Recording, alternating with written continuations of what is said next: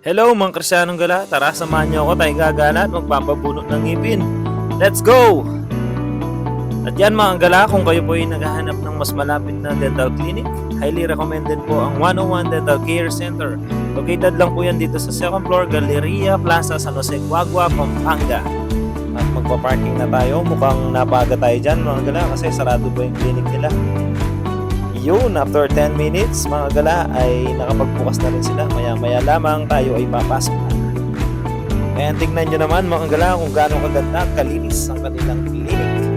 At sa mga oras na yan tayo pinagpahinga ni madam dahil maya lamang ay i-check na yung blood pressure natin. Yun, sobrang linis mga gala. Baka 101 yan.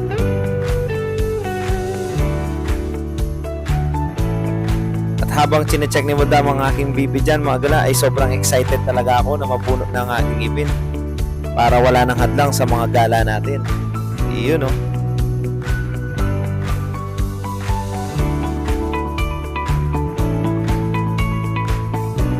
And kasalukuyan na nga na nilalagyan ng anesthesia nito ang aking ngipin dyan mga gala para wala akong maramdaman na sakit habang ito'y kanyang binubunot.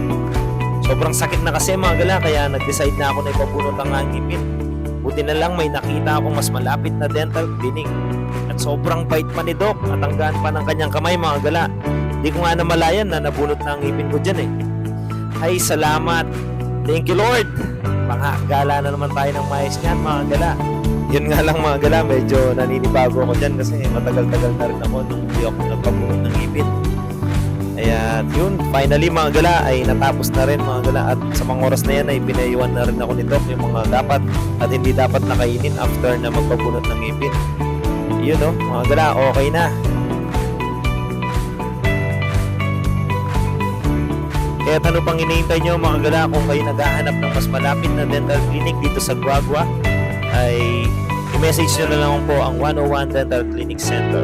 Siyempre mga gala ay granab ko na rin yung opportunity dyan na i-promote din si Jesus sa kanila. Siyempre ito'y gala na may purpose. Pwede naman pala na i-share natin si Jesus sa mga tao na ating nakakasalamuha kahit tayo'y gumagala. Yun lamang mga gala.